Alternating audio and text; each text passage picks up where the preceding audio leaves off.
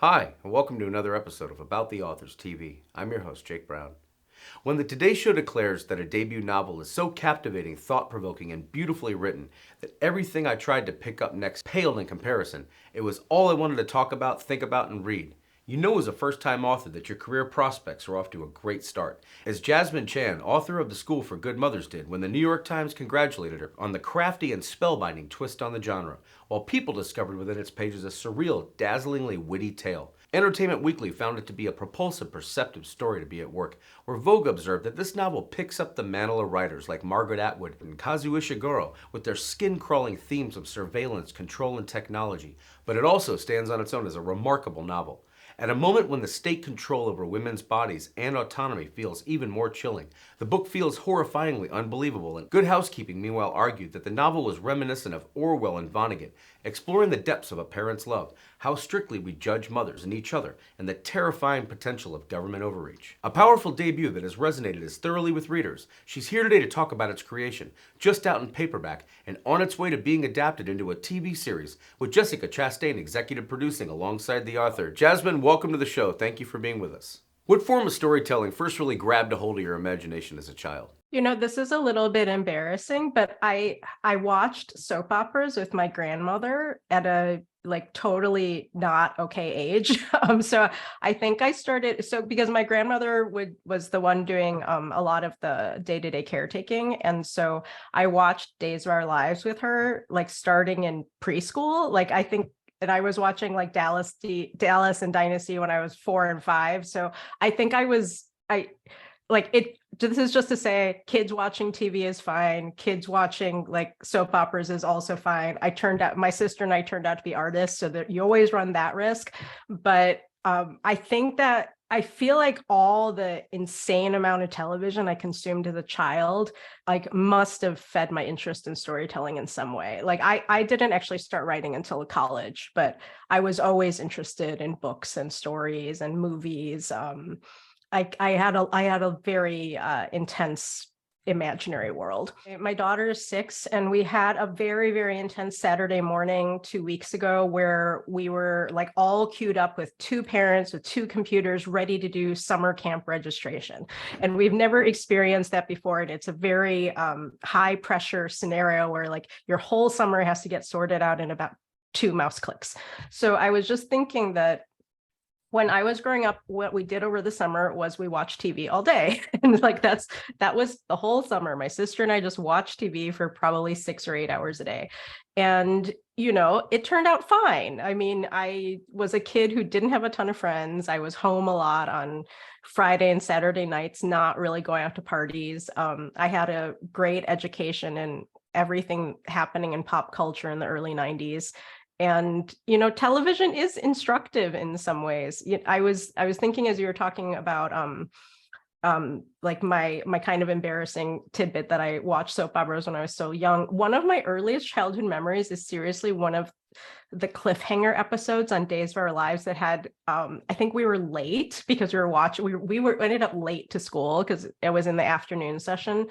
And we were watching some cliffhanger episode with a murder in it. And I remember the chalk outline around the body. And I remember not even understanding what any of that meant, but being completely hooked. When you were studying at Brown University and then Columbia University, who made a lasting impression on you with their writing guidance? The unsung hero of my life is my writing teacher, Jane Unruh, who was my very first writing teacher. And I got into her class by a course lottery because the beginning fiction workshop were classes had only a certain number of spots, only a certain number of available courses. Everyone wanted to take those classes. And I mean, I was thinking of being an East Asian Studies major or an English Lit major. I only took a fiction workshop because I thought I wanted to be a book editor one day. It never occurred to me that I could be an author, partly because I think it is true. It's hard to envision a path when you don't see people who look like you doing it.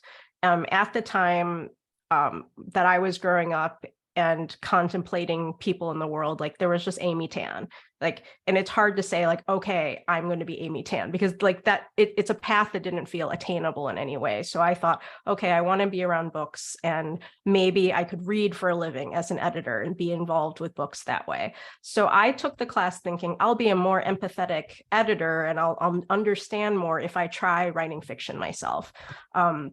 So Jane Unruh, I think she teaches at Harvard now. I think she's been teaching at Harvard for a long time, and I think I've sent her 1 or 2 messages, and I sent her a copy of my book last year, and I don't know if it ever reached her, but she truly changed my life. She really made being a writer seem like the best thing you could do with your life, like to have like the most interesting life, the most creative life. And it really was the case that I got bitten with the bug. Just the way like people got bitten with the acting bug.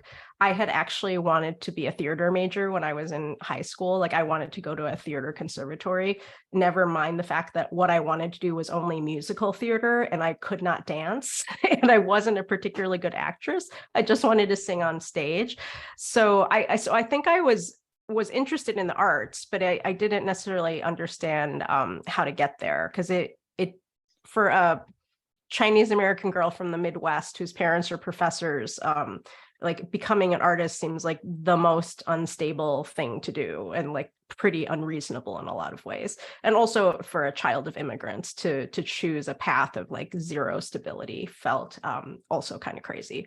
But it was really Jane's class that set me on this path. You then would move to New York and start working at Publishers Weekly as a nonfiction reviews editor. What an education that must have been on how to look at writing a book from any angle, since you were reading and helping launch so many new books each month. It was interesting covering nonfiction instead of fiction, because I saw the mountain of books coming to the fiction editor, and part of me, I guess, didn't want to know all the nuts and bolts of the fiction department, because I think I wanted to just preserve some mystery for myself as someone trying to write her first book, and covering nonfiction was different enough. But I think working at PW was just the best education in so many ways, because I mean it was like being part of this family of bookworms. I've never worked with a nicer group of people, and so I actually only worked at PW from 2011 to 2014, but I still claim them in my bio, because once you work at PW, you're kind of just part of the family forever, and hopefully they don't mind that. But it was interesting, like conducting author interviews and like sort of learning about the process of launching a book, like to see how the machinery works, and to see what publicists do, to see what a publicity director does, to like experience like someone pitching books to you, to like understand how the seasons work and how publishing is always looking like 3 seasons ahead. And it also gave me a sense, just being in the mailroom every day, just how many books are published each year, and certainly for fiction, just how many debuts appear. And I think my dream was always to write a book that would hopefully outlast its season, that would like stick around beyond its pub season, hopefully beyond its year, and just hopefully stay in print. I mean, that was my goal when I spoke to editors in the process of selling my book. I was like, I just want to write a book that stays in print. Like that's my goal. You did just that. Beginning back in 2013, we understand, when you first read an article in The New Yorker about a mother stripped of her parental rights. Please acquaint viewers with how that experience helped inspire Frida Lou and her daughter Harriet, and set them and readers off on the harrowing story that follows. The School for Good Mothers is about a Chinese American single mom named Frida Liu who loses custody of her toddler daughter after having one very bad day. The 2 threads of inspiration were partly what was going on in my life, and partly the New Yorker article you mentioned. So I began the project in early 2014 when I was heading into my late 30s, and it was time for my husband and I to make a decision about having a baby. And we were living in Brooklyn at the time. We were not in any way ready, like financially or professionally or even emotionally, but it felt like it was time to make a choice, to choose a path. And so I was thinking a lot about motherhood. I was feeling very freaked out about it kind of all the time. Like all my friends were having babies. It felt like I was just surrounded by people having babies and like starting that journey. And I so I experienced a lot of anxiety about it. And not everyone channels their anxiety into a dystopian novel, but that is just how my brain works. And the other catalyst was in late 2013, a couple months before beginning this project. I'd read a New Yorker article by the journalist Rachel Aviv called "Where Is Your Mother?" And that article is a lot about the foster care system. And it was about a single mom who left her toddler son at home for a stretch of time. The neighbors called the police when they heard the baby crying. And after that day, she never got him back. And so I think something about that story just really lodged in my brain and just made me so angry on that mother's behalf. It felt like no matter how hard she worked, she was never going to be given a second chance. It felt like the standards were always changing, and she was just always behind. She could never do exactly what the judge and social worker and lawyers wanted. And I think something about that story and the way that all the representatives from the government spoke about motherhood and parenting and love in this really clinical way, like it was something that could be measured and something that could be held to some universal standard, really reminded me in a subconscious way of science fiction. And I think that is some of the stew of elements that resulted in the very good writing day I had in early 2014 that led to this book. But in a lot of ways, it's kind of humbling because I just reread the book for the first time in a year while I was recovering from COVID and getting ready for tour events and stuff. And in some ways, I kind of don't know how I came up with it. And authors kind of have to tell a story of the origins of your book when you're promoting it. But part of me doesn't want to know exactly. Part of me wants to just let whatever happens, your imagination kind of remain a mystery. The Washington Post would note within their study of The School for Good Mothers that although the book isn't billed as a horror novel, I felt consistently spooked while reading, disturbed but propelled by Chan's excellent pacing. The mothers sent to the facility are soon paired with startlingly realistic and more or less anatomically correct robot dolls. Each one is designed to vaguely resemble and developmentally mimic the actual child the mother harmed or neglected before being sent here. And Entertainment Weekly spotlighted the very effective way you collect the judgments and pressures that society places on women who deem to be multifaceted and translates them into a perceptive story. Please take viewers inside the process of constructing what sounds like such a horrifying place. In order to get her daughter back, she has to spend a year at a newly created government institution where she's re-educated with mothers from around the county whose transgressions range from benign to horrific. And readers, I think, will follow not just Frida's journey to get her daughter back, but her struggle to hold on to her integrity while being indoctrinated. So as you can guess from that description, it's not exactly a ball of laughs, but I do think there is some humor in there. I felt some responsibility to gesture toward some of the realities of the child welfare system. Certainly in representing some of the ways that the system is really biased against Black and brown women who are poor. And like that is the demographic group that is primarily affected by the dragnet of Child Protective Services. So certainly I was trying to be thoughtful in portraying some of those racial and socioeconomic dynamics in the book. And a lot of my reading, some of the background research I did was about the child welfare system. And it's something I'm interested in talking about more now that I'm talking about the paperback, because in the first year of talking about the book, a lot of the questions were about motherhood culture and American parenting culture. And that is very much what the book is about. But the book is also, I think, a critique of the child welfare system. It's just going about it in kind of like a speculative fiction, dystopian sort of way. I think the school and the lessons allowed me to have a little bit of fun with a quite serious topic. Because I mean, you don't want a novel to feel like you're handing someone a plate of uncooked vegetables and saying this is good for you. Here's a serious topic that I want you to think about. There has to be a story that will hook the reader in. And the novel has to entertain.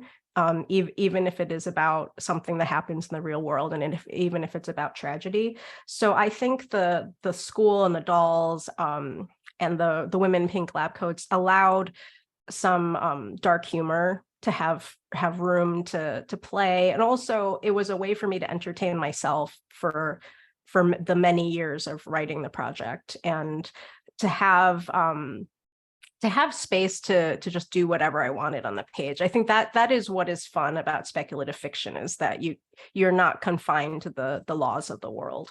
The post would further focus within the school's existence on the idea that it points toward a very near future with slightly worse climate disasters and slightly more draconian surveillance measures than we currently have. The book doesn't feel speculative so much as inevitable, which is all the more horrifying. Is it fair to say that ultimately the system is the real villain here?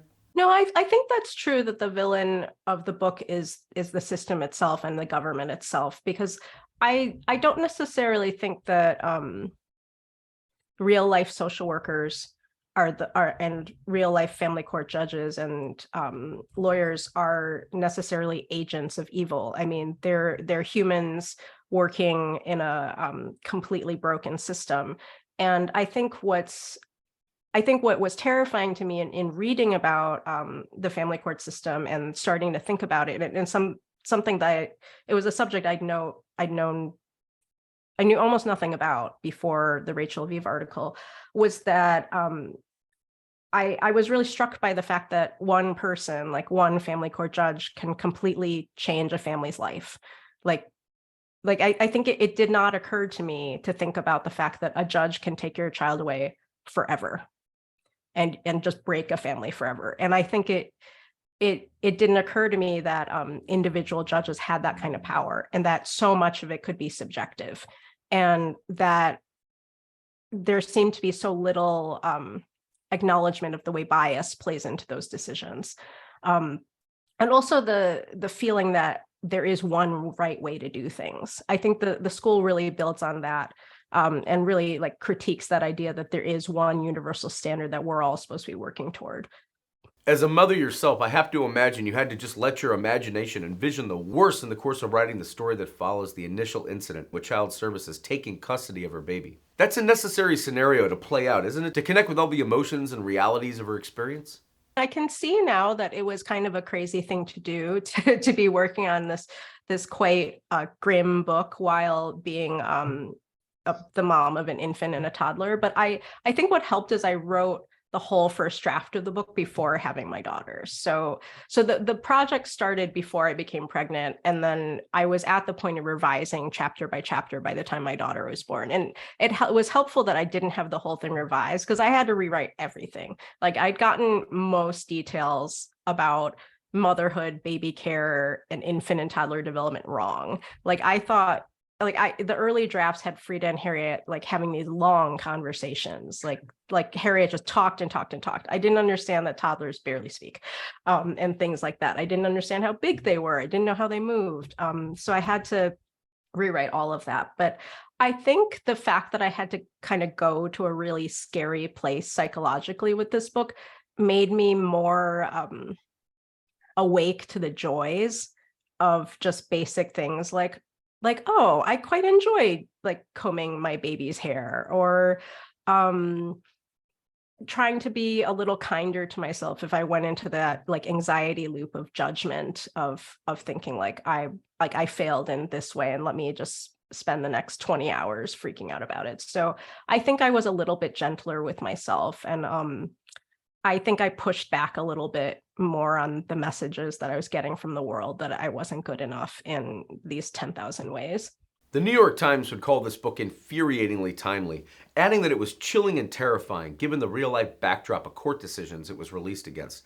Whether it was on the Today Show or everywhere else you were talking about, or readers were talking about this book, it must have been amazing to watch it become part of the conversation on government intrusions, as you write about here. I could not have anticipated the world that my book was being born into.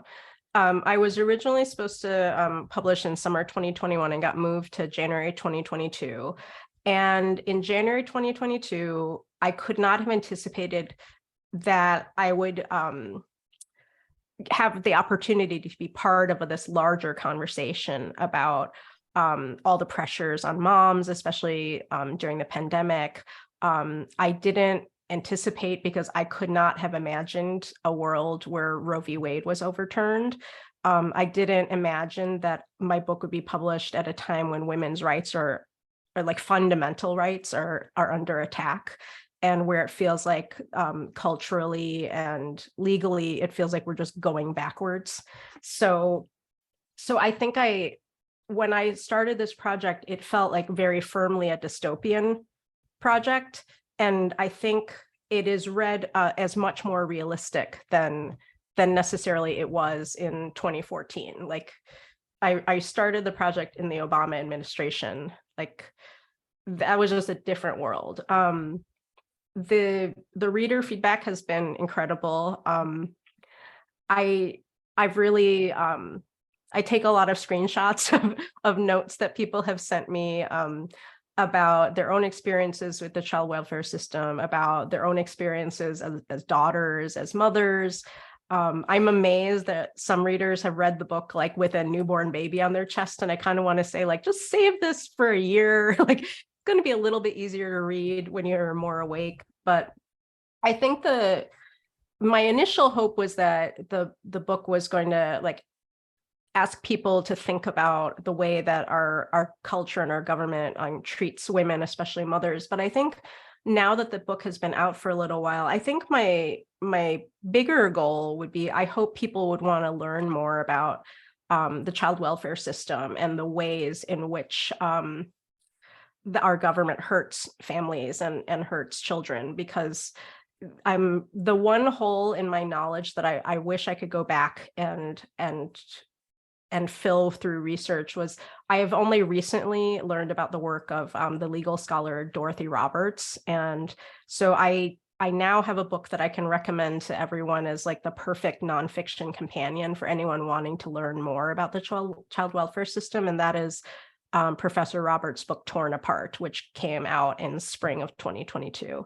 So I'm kind of filling the gaps in my education by reading more of her other books, but I could not have anticipated my book being read alongside hers or read alongside Andrea Elliott's Invisible Child. I mean, to see my book on reading lists from the National Coalition for Child Protection Reform, and like to have my little novel up there, like read alongside the work of scholars, has been really incredible. Like I didn't expect that sociologists would be in touch over Twitter about my book, or saying that they wish they could send it to every CPS director around the country. I mean, that was like beyond my biggest dreams for the book. So it took me a while, because I was asked in an interview in January 2022 if there was like a social justice element to the book or an activist element to the book. And I think it took me a while to say yes, because I think I've always been a little nervous about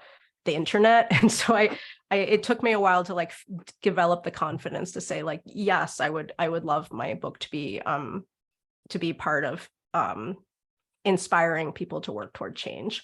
While on the road promoting this one, have you already been hard at work on your next novel? I wish I could offer a tantalizing glimpse of whatever's next.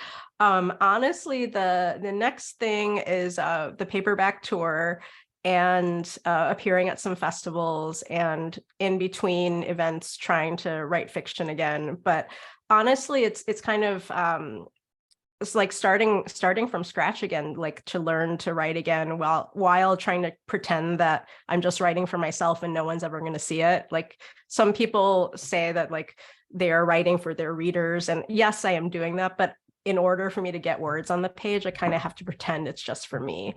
So I'm doing events, trying to learn to write again, and then trying to spend as much time with my daughter as possible. Before we go, after your massive success as a first-time author, what words of encouragement would you share with those just at the beginning of trying to write on their own? I would say it's never too late. I started writing fiction at 18 and published my first book at 43. So it was a long road. I mean, I was writing fiction that whole time, and building up my credentials and my skills. And it just took a really long time. So I think I have been asked about like if the book is an overnight success. And I think in some ways it looks that way from the outside, but to me, it was more like a 25-year journey that finally paid off. So it's hard to keep up the faith for that many years, but I would urge writers to keep going. The other thing I would say is stay off social media as much as you can, because I think it's a great resource in terms of connecting with people, but it puts you in this competitive mode, and constantly comparing yourself to people who've published more, who are publishing faster, who are getting more done. And I think it's okay to kind of put the blinders on when you need to work and try to ignore what other people are doing. Jasmine, it's been great talking today. Thank you so much for taking out time to be on About the Authors TV. Thank you. Thanks for having me on the show.